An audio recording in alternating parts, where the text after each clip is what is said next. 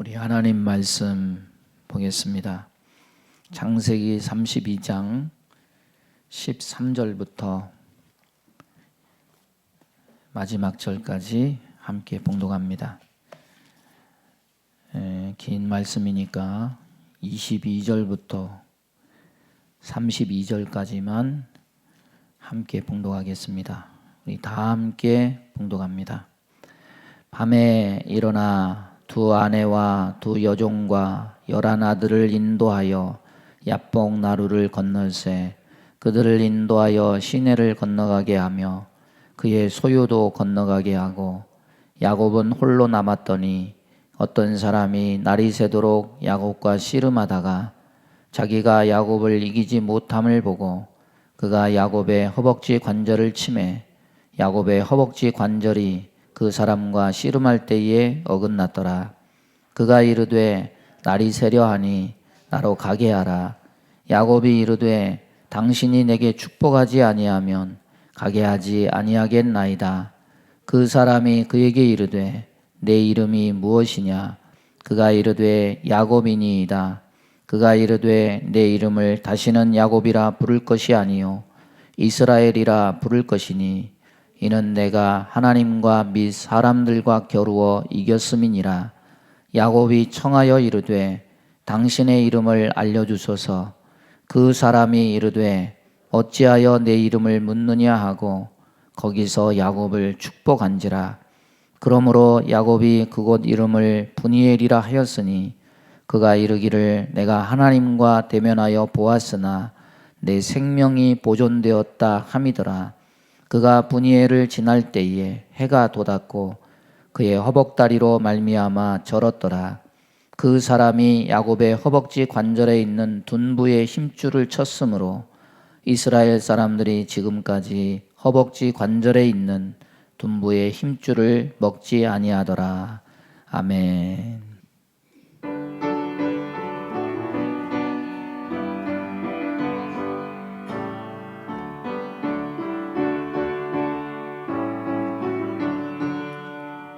주여 나의 생명 나의 정성 드립니다.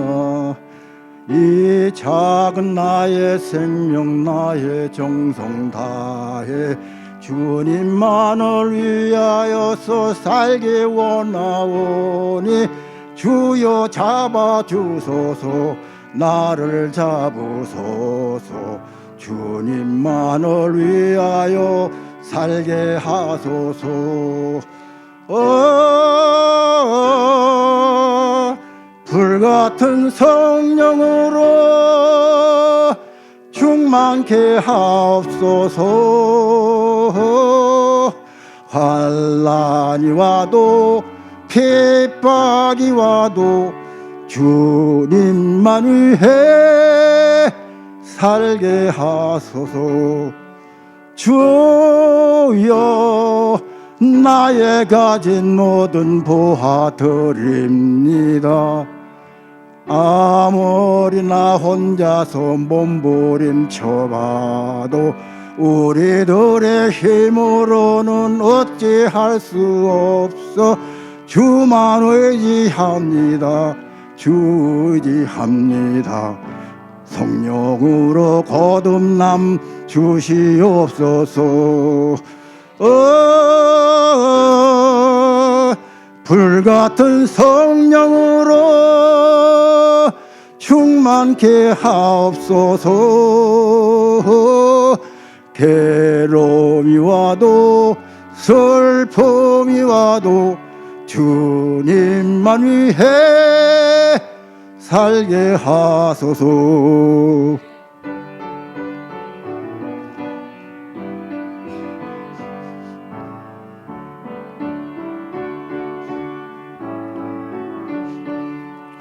주여 이 몸 바쳐 주의 일을 하렵니다.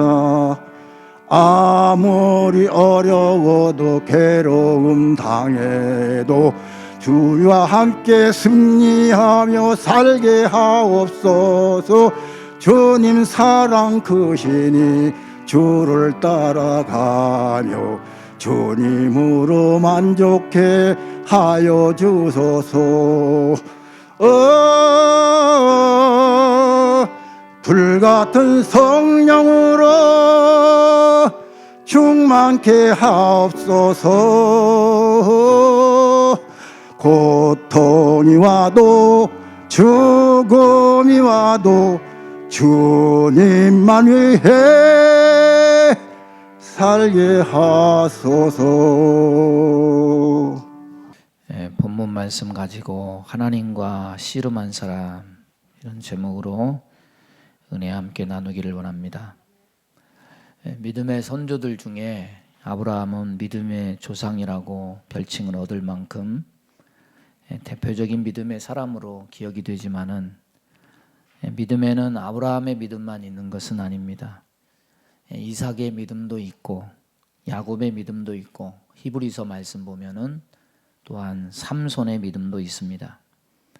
그중 야곱은 성경 중에서 굉장히 매우 인간적인 믿음을 가진 사람으로 우리는 알게 됩니다. 욕심도 있고 장꾀도 부리고, 그래서 때로는 수단과 방법을 가리지 않고 속이는 일도 서슴지 않습니다. 아버지와 형을 속인 대가는 어떻게 보면 너무 가혹할 정도가 아닌가, 그런 생각을 들게 합니다. 20년 도망 생활을 하고 어머니가 임종했는데 그 임종도 지켜보지 못했습니다. 또 자기가 아버지와 형을 속인 것과 같이 자기 아들들에게 속아서 10년이 넘는 세월을 자식을 가슴에 파묻고 홀로 슬피 울어야 하는 그런 세월을 보내기도 했습니다. 동서고금을 통해서 사람들이 가장 손쉽게 하는 신앙적 변명, 숨기 편한 말이 뭐냐면 나도 먹고 살아야죠. 나도 살기 위해서 그럴 수밖에 없었습니다. 믿음이나 믿음의 원리, 옳은 것을 몰라서가 아닙니다. 이익이냐 손해냐 항상 이해관계를 우리는 먼저 따지고 그것을 위해서 우리는 신앙을 뒷전으로 할 때가 많습니다. 어쩌면 우리들이 그러하듯이 야곱도 그랬을 겁니다. 살아보려고, 살기 위해서, 그리고 그냥 평범한 인생이 아니라 복을 주신다고 하셨으니까 좀 폼나게 살아보려고 거짓말도 해보고 장꾀도 써보았습니다. 그리고는 오늘 말씀 속에서 어떻게 보면 하나님과 씨름을 하는 모습이 나와 있습니다. 어쩌면 우리는 하나님을 상대로 이렇게 살기 위해서 그랬다고 변명하면서 여러 가지 기술을 써보고 선보이면서 살아가는 건 아닌가, 그런 생각이 듭니다. 마치 씨름을 하듯이 힘도 써보고 안다리 기술도 써보고 허리 기술도 써보고, 이건 안 되는데 이것도 좀 써보면 어떨까. 하나님이 우리를 다듬어 가시려는 목표와 목적이 있는데 우리는 하나님을 상대로 평생 씨름을 하면서 이것저것 그렇게 자기 수단과 방법을 하나님을 향해서 써봅니다. 마치 씨름 선수에게 6살 어린아이가 매달려서 때려도 보고 힘도 써보고 자기 나름대로 뭔가 해보지만은 옆에서 보기에 우스꽝스러운 모습이 연출되는 것과 같습니다. 이런 인간에 비해서 하나님은 어떻게 보면 급할 것이 없으신 분이십니다. 우리를 다듬어 가시고 다루어 가시는데 억지로 한순간에 모든 것을 그렇게 하나님이 강요하면서 다듬어 가시지 않습니다. 아브라함의 믿음이 이삭을 드리는 믿음으로 바꾸어지기까지 한순간이 아니라 40년의 세월, 그 세월을 하나님은 묵묵히 지켜보시고 인내하셨듯이 야곱도 그렇게 묵묵히 참아내시면서 그를 다루어 가십니다. 어른이 된다는 건 뭘까요? 어른이 된다는 것은 여러 가지 내용이 있겠지만은 그 어린 아이들의 유치함도 넉넉히 받아주고 바라보아주는 여유가 있는 것이 어른이 되는 거 아닌가, 그런 생각이 듭니다. 모두 다 사춘기를 겪고 청년기를 겪지만은 인생이 짧은 만큼 그런 짧은 인생 속에는 경솔함이 있고 어떻게 보면 호기와 교만함이 있습니다. 하지만 그런 것을 볼 때 젊은 사람들만 그랬던 게 아니고 우리 모두 다 한때는 그랬던 거죠. 그래서 인생 살다 보면은 그 시절에는 잘난 것도 없었으면서 뭘 믿고 그렇게 호기롭고 그렇게 교만했었나 반성하고 후회하게 됩니다. 그러면서 젊은이들을 볼 때 그런 경솔함과 그런 단순함과 교만함이 때로 보일지라도 인생 살아보면 언젠가는 느끼게 될 거다. 인생이 그렇게 만만치는 않을 거다. 생각해보면 나도 그랬는데 언젠가는 하나님이 너도 다스릴 것이다. 이런 마음으로 우리는 넘기게 됩니다. 야곱을 통해서 우리는 깨달아야 됩니다. 내가 좀 부족해도, 저 사람이 좀 부족해도 장깨를 부리고 수단을 부리고 속이기도 하고 여러 가지 허물이 보여도 내일은 하나님이 나를 그리고 그 사람을 우리 모두를 더 다듬어 가실 것이다. 오늘날 우리들 역시 그렇게 야곱을 기다려 주셨듯이 묵묵히 바라보시고 다루어 가실 것이다. 그 덕에 우리 모두는 생명을 누리는 겁니다. 은혜를 누리는 겁니다. 우리 모두의 인생은 하나님의 손에 달린 작품들입니다. 하나님이 우리를 만들어 가십니다. 우리의 믿음을 다루어 가실 것입니다. 첫 번째는 야곱이 에서가 400인을 거느리고 온다는 말을 듣고 취한 행동이 두 가지입니다. 하나는 에서에게 보낼 선물을 준비하는 것이고 하나는 밤새도록 기도하는 것입니다. 그런데 이 두 방식을 유심히 살펴보면 하나는 인간적인 방법이고 하나는 나름대로 신앙적인 방법입니다. 어쨌거나 야곱은 두 가지 모두를 다 강구합니다. 야곱은 5종류의 가축, 염소, 양, 약대, 소, 나귀 이 암소 550마리를 에서에게 선물로 보냅니다. 그리고 각 떼를 인도하는 종들에게 이렇게 지시합니다. 주 대신 당신의 종 야곱이 그의 주 에서에게 보내는 선물이다. 너는 반드시 이렇게 얘기하라. 아마도 야곱은 에서에게 이런 메시지를 5번 계속 듣게 함으로써 복수에 불타는 에서의 마음이 조금이나마 누그러지지 않을까 이런 기대를 했을 것입니다. 여러분, 인간적인 대처와 그리고 신앙적인 행위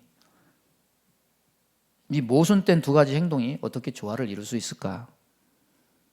야곱의 행위는 하나님이 구원할 능력이 있음을 불신하는 모습일까? 그런 표현일까? 아니면 기도는 하지만 그래도 가만히 있을 수 없으니까 사태에 능동적으로 수동적으로 대처하지 않고 마땅히 행할 인간의 책임을 다하는 그런 열심으로 보아야 될 것일까? 해석이 분분하지만은 야곱의 행동이 두 가지로 나온 것을 보면은 어느 하나에만 속하지는 않는 것 같습니다. 그의 행동이 갈팡질팡하고 있는 것을 보면 야곱이 믿음이 없다고도 말할 수 없고 야곱이 두려움을 벗었다고도 말할 수 없는 겁니다. 여러 가지 감정이 지금 복합되어 있다는 것을 우리는 알 수 있습니다.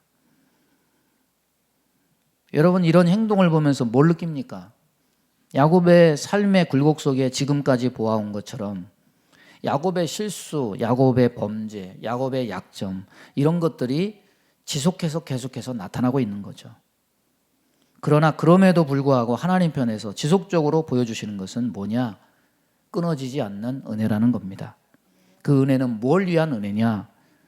야곱의 모난 마음을 다루어서 믿음의 사람으로 만들어 주시기 위한 하나님의 긍휼의 은혜라는 겁니다. 이 세상에 선인과 악인이 있습니다. 그러나 하나님은 구별 없이 어제나 오늘이나 변함없이 태양을 비추고 비를 내리워 주시는 것처럼 야곱이 믿음을 가질 수 있는 근거들을 그의 삶 속에서 하나님은 많이 보여주셨습니다. 가나안 떠나기 전에 베델에서 하나님을 만났을 때 그가 하나님께 기도합니다. 나를 무사히 이곳까지 돌아오게 하시면 내가 하나님 잘 섬기고 하나님께 11조 드리겠습니다. 20년 생활 마무리할 시점에 증거들이 많아졌고 그 약속이 이루어집니다. 그리고 때가 되니까 하나님이 가나안으로 돌아가라. 그의 소유가 라반의 방해에도 불구하고 하나님의 복주심으로 말미암아서 거부가 되어서 가나안 땅으로 돌아옵니다. 라반이 추격했지만은 그 라반의 추격에 하나님이 꿈에 나타나서 야곱을 해하지 말라, 야곱을 보호해 주셨고, 또 가나안으로 돌아올 때 하나님의 천사가 두 때나 그를 맞이해서 위로하고 힘을 줍니다. 이 모든 하나님의 은혜는 무엇을 위함이냐?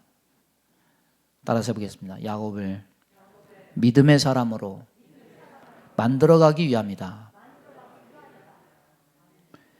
그런데 그렇게 은혜를 맛봤으면 뭔가 달라져야 되는데, 하나님 은혜를 맛보고도 그렇게 하나님이 함께 하셔서 많은 증거를 줬음에도 불구하고, 약속하신 모든 것들이 다 이루어졌음에도 불구하고, 스스로 입으로도 고백했음에도 불구하고 막상 현실의 위협에 직면하게 되면 인간은 어떤 모습을 보이느냐? 갈팡질팡, 이것도 아니고 저것도 아니고, 믿음이 있는 것도 같고 믿음이 없는 것도 같고, 하나님 은혜? 알죠. 그러나 어째요? 지금 나 죽을 수 없잖아요. 일단은 이것도 한번 사용해 보는 것이 좋겠어요. 이렇다는 거죠. 결국 야곱의 이런 모습 속에 인간이 얼마나 나약하고 믿음 없는 존재인가, 이걸 우리는 깨닫게 돼요. 은혜를 맛보고도 서원한 약속을 다 이루어 주셨음에도 불구하고, 라반에게서 생명을 구원받는 은혜를 실제로 맛보았음에도 불구하고, 결국 인간은 온전히 하나님을 신뢰하지 못하고 흔들리며 두려워하며 계속해서 자기 방편을 거기다 밀어 넣는 거예요. 야곱은 뭘 위해 기도했을까요? 에서가 나를 죽이지 않도록 형님의 마음을 좀 돌이켜 주세요. 그의 마음이 눈녹도 풀어지기를 구하고 구했을 겁니다. 그러나 과연 에서가 변화해야 되느냐? 하나님이 초점을 맞춘 것은 에서의 변화가 아니라 야곱의 인생 속에 야곱이 변하는 거예요. 야곱이 뛰어넘어야 했던 것 에서도 아니고 라반도 아니에요. 무엇이냐? 하나님을 신뢰하지 못하고 언제나 자신의 꾀와 지혜를 신뢰하는 자기 자신이에요. 결국 자기 자신이 단단한 껍질 속에 쌓여져 있는 겁니다. 야곱이라는 단단한 껍질을 깨고 그 속에 은혜를 부어 주시기 위해서인데, 결국 자기 자신이 깨어지지 않는 이 모습을 우리는 말씀을 통해서 보고 있는 거예요. 여러분, 예수 믿는다고 나쁜 환경, 나쁜 사람 없습니까? 피해갑니까? 항상 예수 믿는다는 증거가 좋은 환경, 좋은 사람만 가려서 만나게 된다는 것이 예수 믿는 증거는 아니죠. 예수를 믿어도, 하나님을 만나도 나쁜 환경에 처할 수 있고, 나쁜 사람을 만날 수 있고, 기근도 당하고 전쟁도 경험하고 전염병도 겪지 않습니까? 그러나 하나님은 나쁜 환경, 나쁜 사람을 피하게 하는 대신에 그런 나쁜 환경, 나쁜 사람과 관계를 맺는 가운데서 자기 백성과 함께하는 증거를 보여주시고 그 백성을 보호해 주시고 은혜를 주시지 않습니까? 그 가운데 우리가 바랄 것은 뭡니까? 하나님을 온전히 신뢰하는 거죠. 그게 바로 믿음이라는 겁니다. 그러나 우리는 항상 그래요. 나쁜 환경과 나쁜 사람 안 변하면 야곱처럼 순식간에 불안해합니다. 그리고 믿음을 잃고 당황해서 갈팡질팡합니다. 이것도 해보고 저것도 해봅니다. 왜냐하면 좀 최선의 방법을 강구하다 보면 안 하는 것보단 낫지 않을까? 좀 상황이 좀 바꿔지지 않을까? 기대 심리가 깔려 있는 거죠. 여러분, 야곱을 보십시오. 예물을 바칠 가축을 먼저 보냅니다. 오늘 이 보낸 모든 행동을 보면 계산적이고 뭔가 이렇게 계산이 깔려 있어요. 21절에서 23절을 보면 낮에 예물을 보냅니다. 그리고 12시간 정도 차이를 두고서 한밤중이 돼서 뭘 보내느냐? 자기 처자식을 내보내요. 그리고 자기 소유물을 그 뒤에 따르게 해요. 자기 자신이 할 수 있었던 최선의 방법을 다 강구합니다. 그런데 자기가 변해야 되는데 자기 꾀로 상황을 변화시키고 에서를 변화시키고 하나님을 변화시키려는, 최후에는 자기만 살려는 다양한 시도들을 하는 야곱은 어떻게 보면 문제가 굉장히 많은 사람이죠. 그 이유는 뭐냐? 하나님을 향해서 이것저것 할 수 있는 한 모든 기술을 다 사용하는 그 이유는 뭐냐? 살기 위해서라는 거죠. 우리도 그렇지 않습니까? 살기 위해서 이걸로 다 모든 것을 덮으려고 해요.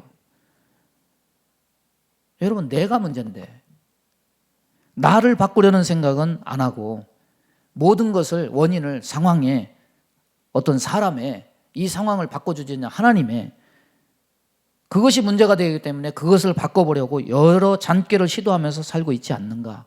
이 인생이 어떤 인생이냐? 헛되이 씨름하는 인생 아닙니까? 힘 빼는 인생. 하나님이 우리에게 시간과 물질과 모든 것을 주셨는데 낭비하며 사는 거죠. 두 번째는 그것만 한 거 아닙니다. 그걸로도 자기가 한 최선을 다한 것으로도 마음이 편하지가 않으니까 이제는 뭘 했느냐? 이제는 처자식을 야복강을 건너가게 한 다음에 자리로 돌아와서 홀로 밤을 새웁니다. 뭐 하려고? 왜? 이제는 하나님께 떼를 쓰기로 작정을 합니다. 그곳에서 어떤 사람을 만나서 단독으로 밤새도록 씨름을 합니다. 진짜 씨름을 했느냐? 우리나라 식으로 삿발을 잡고 씨름을 했을까? 일본식으로 수모를 했을까? 성경이 성경을 해석합니다. 호세아서에는 뭐라고 얘기하느냐? 이 씨름은 진짜 씨름이 아니고 거기에 이렇게 말씀합니다. 야곱은 모태에서 그의 형의 발 뒤꿈치를 잡았고 또 힘으로는 하나님과 겨루되 천사와 겨루어 이기고 울며 그에게 간구하였으며 진짜 씨름이 아니라 울면서 애걸복걸 간구하는 기도였다. 호세아서는 이렇게 해석을 하고 있습니다. 뭘 놓고 그렇게 기도를 했느냐? 복을 달라고 기도했습니다. 에서의 위협을 앞에 두고 모태에서 그의 형 에서의 발 뒤꿈치를 잡고 나온 것처럼 완강하게 버티면서 하나님께 매달렸다는 거예요. 천사는 사람과 하나님 사이에 하나님의 심부름을 하는 대리인입니다. 사람의 기도를 하나님 앞에 천사가 올리는 역할을 한다고 성경은 기록합니다. 계속해서 복을 달라고 애걸복걸하면서 하나님께 부르짖었습니다. 그런데도 하나님은 대답을 안 하십니다. 그러는 사이에 어느덧 동은 터오고 있습니다. 그런데 이 야곱은 중단할 기미를 보이지 않습니다. 야곱이 모태에서는 에서의 뒤꿈치를 붙잡고 나왔지만 이제는 하나님의 뒤꿈치를 붙잡고 물고 늘어지면서 복을 주시지 않으면 차라리 죽여달라는 듯이 애걸복걸하는 기도를 멈추지 않습니다. 그런데 성경을 이걸 뭐라고 표현하느냐? 25절 말씀에 자기가 야곱을 이기지 못함을 보고, 사람이 하나님을 이길 수 없습니다. 그런데 성경은 오히려 역으로 뭐라고 얘기하느냐? 자기가 야곱을 이기지 못함을 보고. 하나님이 능력과 지혜가 없어서 이기지 못하시겠습니까? 이기지 못함을 보고 이 말은 무슨 의미입니까? 복을 달라는 이 강청함을 도저히 그치게 할 수 없음을 보고, 이 기도를 중단시킬 수 없음을 보고, 이런 의미입니다. 그래서 어떻게 했느냐? 그걸 그치게 하기 위해서 이 환도뼈, 고관절을 쳐서 불구가 되게 했다. 에서의 발 뒤꿈치를 잡아서 복을 갈구한 야곱, 속여서 그 복을 쟁취하기는 했습니다. 그런데 이제 한순간에 그 쟁취한 복을 에서의 위협으로 인해서 고스란히 물거품이 되게 생겼을 때 야곱은 이제 다시 하나님의 뒤꿈치를 붙잡듯이 물고 늘어집니다. 그런데 마치 내가 내 형 에서의 발 뒤꿈치를 잡고 내 방식대로 복을 빼앗았을지는 모르겠지만 하나님을 상대로는 그런 방식이 안 통한다고 경고하듯이 뒤꿈치의 가장 정점에 있는 이 환도뼈, 고관절을 위골시켜 버립니다. 무슨 뜻입니까? 이건 사실 이긴 게 아니에요. 진 것이고 이거는 승리한 것이고 쟁취한 것이 아니라 하나님이 거절하신 것이나 마찬가지입니다. 그래서 씨름에서 이긴 것이냐 진 것이냐, 씨름으로 보면 야곱이 진 겁니다. 왜냐? 이제는 더 이상 씨름을 할 수 없기 때문입니다. 그런데 야곱은 환도뼈가 위골된 상태에서 전혀 힘을 쓸 수 없는 상태에서도 싸움을 포기하지 않습니다. 이제는 힘을 전혀 쓸 수 없는 상태에서 죽음을 각오하고 매달립니다. 복을 받지 못한다면 그와 그의 가족은 에서에 의해서 몰살을 당할 것으로 판단하고 있기 때문에, 죽게 되기 때문에 이 어떤 사람이 발 뒤꿈치의 정점에 있는 나의 고관들을 부서뜨린다고 해도 나는 이 사람이 내게 복을 주지 않으면 나는 절대 소망이 없다. 호세아 선지자가 울며 간구했다고 말하고 있는 이 간구가 무엇이냐? 따라서 보겠습니다. 당신이 내게 축복하지 아니하면 가게 하지 아니하겠나이다. 환도뼈가 위골되고 천사가 떠나겠다고 선언하는 이때 울면서 이렇게 간구한 거예요. 야곱은 말하자면 기도하다가 불구자가 된 겁니다. 그런데 불구자가 된 상태에서도 포기하지 않았습니다. 여러분, 인간이 어떻게 하나님을 이깁니까? 하나님이 살짝 만지기만 해도 우리는 불구자가 됩니다. 그래서 우리는 하나님 앞에 진자가 되고 항복한 자가 됩니다. 그러나 그런 취급을 받는다고 할지라도 복의 근원은 하나님밖에 없으니까 나는 하나님이 아니면 안 됩니다. 야곱은 이런 자세를 취했다는 거예요. 신약시대 때 예수님이 이방 땅 두로에 가셔서 수르보니게 여인이 자기 딸이 귀신 들렸으니 고쳐달라고 하니까 내가 이스라엘 외에는 보냄을 받은 적이 없다고 하니까 이 수르보니게 여인은 개들도 주인의 상에서 떨어지는 부스러기를 먹나이다. 하나님이 야곱은 환도뼈를 부러뜨렸지만 이 수르보니게 여인에게는 모멸감과 모욕을 주었습니다. 그런데 이 여인은 떨어지지 않아요. 모욕과 모멸을 넘어서 그렇게 예수님께 청합니다. 예수님은 이 여인을 향해서 믿음이 크다고 말씀하십니다. 우리는 여기서 뭘 봅니까? 믿음은 아브라함의 믿음만 있는 것이 아닙니다. 아브라함의 순종의 믿음만 있는 게 아니에요. 믿음에는 또 어떤 한편의 믿음이 있느냐? 내가 불구자가 된다고 해도 복의 근원이신 당신을 떠나서는 나는 복을 받을 수 없습니다. 끈기 있는 믿음, 야곱의 믿음을 발견하게 됩니다. 야곱은요, 앞으로도 이름이 바꿔지는 이 이후에도 이 방법 저 방법을 사용하는 장꾀가 앞으로도 얼마 동안 보여집니다. 하지만 문제는 뭐냐? 그렇게 불완전하고 장꾀를 부리는 이 야곱을 향해서 복의 근원을 하나님으로 보고 고관절이 환도뼈가 부서지는 손해 속에서도 끝까지 매달리는 이 야곱의 이 행위를 무엇으로 보느냐? 성경은 믿음으로 보고 있다. 이것이 중요한 겁니다. 이렇게 말하는 근거가 있습니다. 누가복음 18장은 누구 이야기입니까? 불의한 재판관의 이야기. 그 불의한 재판관을 향해서 끝까지 강청하는 기도를 하는 과부의 이야기가 있습니다. 재판장에게 과부는 창세기 32장에 어떤 사람 앞에 야곱처럼 굉장히 번거로운 존재입니다. 그러나 결국 그 불의한 재판장도 과부가 자신을 귀찮게 하는 것이 번거로워서 들어주고 마는데 하물며 하늘에 계신 아버지가 어떻겠느냐. 누가복음 18장 8절은 내가 너희에게 이르노니 속히 그 원한을 풀어주시리라. 그러나 인자가 올 때 세상에서 믿음을 보겠느냐. 들어주신다고 하는데 이 강청하는 기도는 뭘로 보고 마무리하고 있느냐. 강청하는 기도, 세상에서 믿음을 보겠느냐. 그 강청하는 기도는 믿음이다. 믿음 문제로 마무리하고 있습니다.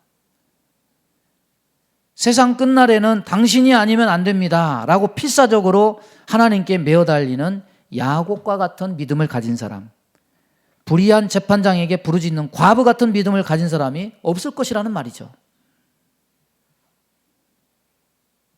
요즘 대통령을 누구를 뽑아야 될지 다 고민이죠. 한 사람은 너무 아는 게 없는 것 같고, 한 사람은 너무 머리가 좋은 것 같고, 둘 다 어떻게 나라를 다스릴까 참 고민이 많습니다. 사람은 사람을 보면 다 약점과 허물이 드러납니다. 불완전한 사람끼리 비판해봐야 먼지 안 날 사람이 하나도 없죠. 다 거기서 거기에요. 그런데 오늘 여기서 우리가 소망을 가질 수 있는 건 뭡니까? 다 그 불완전하지만 불완전한 사람 가운데 하나님은 단 하나를 보고 단 하나를 찾으신다는 거죠. 그게 뭐냐? 믿음이다. 믿음에는 여러 가지 특징이 있습니다. 아브라함같이 순종하는 믿음, 그러나 야곱같이 복의 근원이신 하나님이 아니고는 절대 복을 받을 수 없다고 끝까지 필사적으로 붙드는 믿음도 있다는 거예요. 여러분, 이런 믿음도 필요한 거예요. 때를 쓰되 막무가내의 때가 아니라 어떤 손해가 나도 나의 인생을 다루시는 당신만이 나에게 복을 주실 수 있다고 하나님을 굳게 신뢰하고 붙드는 믿음, 우리에게 필요합니다.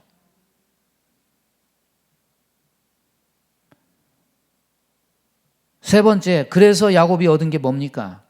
그 사람이 그에게 이름을 물어봅니다. 야곱, 속이는 자 이름에서 이스라엘, 하나님과 겨루어 이겼다는 뜻의 이스라엘이라는 이름으로 바꾸어줍니다. 날이 새려 했는데 이름을 바꾸었을 때 날이 새버렸습니다. 밤이 아침이 됩니다. 그리고서 허벅다리로 말미암아 절뚝절뚝 절었습니다. 허벅다리를 쳤으면 야곱은 이긴 게 아니라 진 거예요. 그런데 이름의 뜻은 하나님과 겨루어 이긴 자라는 뜻으로 바꿔주었습니다. 왜 그러느냐? 여러분, 사실 야곱이라는 이름의 뜻처럼 살면 복을 받을 수 없어요. 허벅다리를 쳐서 위골되었다는 것은 그런 식으로 사는 인생은 하나님께 복을 받을 수 없다. 그런 식의 인생은 하나님께 거절될 수밖에 없다. 이런 의미와 같습니다. 그러나 그럼에도 불구하고 당신이 아니면 끝까지 물고 늘어지니까 복을 받을 수 없는 자가 복을 받을 자격을 얻어냈다는 의미에서 하나님과 겨루어 이긴 자라고 그렇게 이름을 바꾸어 주신 겁니다.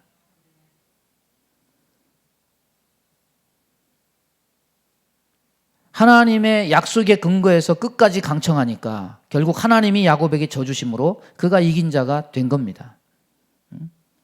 그가 이런 은혜를 입은 분이엘을 지날 때 그가 복을 받은 것을 축하라도 하듯이 동쪽에서 해가 떠서 그를 비춥니다. 그런데 그는 패배자처럼 다리를 절면서 갑니다. 오늘 말씀 31절에 그가 분이엘을 지날 때 해가 돋았고 그의 허벅다리로 말미암아 절었더라. 야곱의 이름이 바뀌는 것은 야곱에게 새로운 성품과 새로운 미래가 동텄음을 우리에게 알려줍니다. 남의 발 뒤꿈치나 붙잡아서 내 수단과 방법, 장꾀로 복을 받으려는 우리의 야곱 같은 품성은 사라져야 돼요. 장꾀로 남의 발 뒤꿈치나 붙잡는 식으로 살았던 이 야곱의 품성은 절름발이가 되었다는 것은 우리의 그런 시도가 온전히 성취되지 못한다는 것을 우리에게 깨닫게 합니다. 우리는 이제는 하나님의 은혜에 의존하지 않으면 살 수 없는 자임을 우리에게 말씀하고 있는 겁니다. 약속을 받은 믿는 자의 삶은 내 생각, 내 뜻을 가지고 남을 속여서 뒤꿈치나 붙잡는 야곱 같은 삶이 되면 안 됩니다. 이제는 하나님 은혜가 아니면 나에겐 생명이 없다고, 나에겐 삶이 없다고 필사적으로 매달리는 삶을 우리는 살아야 됩니다. 여러분, 코로나가 아무리 우리를 위협해도 갈팡질팡하면 안 돼요. 붙드시는 은혜가 있기를 바랍니다. 그래서 이기는 삶이 되기를 바랍니다. 쟁취하고 끝까지 필사적으로 매달리는 그런 믿음을 보이기를 바랍니다. 이게 뭐냐? 이게 바꿔진 야곱의 삶이고 이게 바로 우리가 보여야 될 믿음의 일부분인 겁니다. 말씀을 정리합니다. 평생 자기 수단과 방법, 잔꾀, 속임 이런 야곱의 인생 과연 그것으로 성공했느냐? 그건 성공이 아니에요. 야곱은 자기 꾀로 인해서 자기 인생에 발목이 잡혔어요. 스스로 무거운 짐을 만들었을 뿐입니다. 아, 이렇게 하면 좋겠지. 이렇게 하면 좀 빨리 성공하겠지. 이건 모든 것은 다 빗나갔어요. 뭘 우리에게 깨닫게 하느냐? 내 수단과 방법, 속임, 인간의 생각 이걸로 하나님의 섭리를 이겨보려는 것은 인생 낭비예요. 시간 낭비, 몸 낭비, 정력 낭비, 힘만 들고 얻는 게 하나도 없어요. 복 받는 길은 어디에 있느냐? 하나님께 있어요. 때로 지금 당장 손해가 나더라도 믿고 기다리고 끝까지 붙들면 그 길을 여는 것은 하나님이십니다. 그리고 또한 우리가 부족하고 연약하고 불완전해도 당신 외에는 길이 없다고 끝까지 매달리는 이런 사람 또한 하나님은 거절치 않으십니다. 그런데 문제는 뭐냐? 이런 사람이 매우 드물다는 거죠. 결과적으로 어떻게 사느냐? 살기 위해서 너도 먹고 살아야죠. 변명하면서 이해관계로 타협하면서 숨어버리기 일쑤입니다. 하나님과 씨름하면서 이겨보려고 하지 말고 하나님께 붙들고 매달리고 끝까지 올인하는 그런 사람이 되기를 바랍니다. 믿음의 승부수 어디에 두겠습니까? 하나님을 저울질하지 마세요. 우리는 절대 하나님 이길 수 없어요. 하나님께 올인하세요. 그래서 잔꾀가 아니라 믿음의 승부수를 통해서 이 어려운 세대를 이겨가고 승리하는 저와 여러분 되기를 주님의 이름으로 축원합니다. 하나님, 긴 인생 여정 가운데 때로 우리는 답답하고 때로 우리는 괴롭고 때로 우리는 동서남북이 막혀있고 사면 초가가 되고 전쟁과 기근과 전염병 속에 어디로 해야 어떤 방법을 취해야 살아갈까 이런 위기 속에 몰릴 때가 많습니다. 아버지여, 위기 속에 하나님을 선택하고 올인할 수 있는 성도들 되게 주옵소서. 인생과 삶을 낭비하지 말고 믿음의 행실을 통해서 온전히 하나님 주신 열매를 따먹을 수 있는 귀한 백성 되게 주옵소서. 이 코로나의 위협도 하나님 믿음으로 이길 수 있을 줄로 믿사오니 하나님 믿는 자들을 긍휼히 여기시고 세상에 주님께서 햇빛과 비를 주시는 모든 이들도 긍휼을 베푸사 이 어려움도 잘 이겨낼 수 있도록 함께하여 주옵소서. 우리 마음 가운데 원망, 불평, 시기, 질투, 미움, 다툼, 이간질하며 불순종, 불신앙케 하며 불안, 조조, 염려, 근심, 두려움을 주는 모든 어둠은 다 떠나 갈지어다. 우리 심령에 있는 아집과 고집과 경험과 교만과 이 모든 나쁜 것들이 다 그리스도의 보혈과 능력으로 씻겨지고 부수어지고 가루가 되고 온전히 겸손함으로 하나님만 붙드는 자들 되게 은혜 내려 주옵소서. 몸이 연약한 곳에 손을 얹고 기도합니다. 손을 얹는 곳마다 보혈로 씻어주시고 성령의 불로 태워 주옵소서.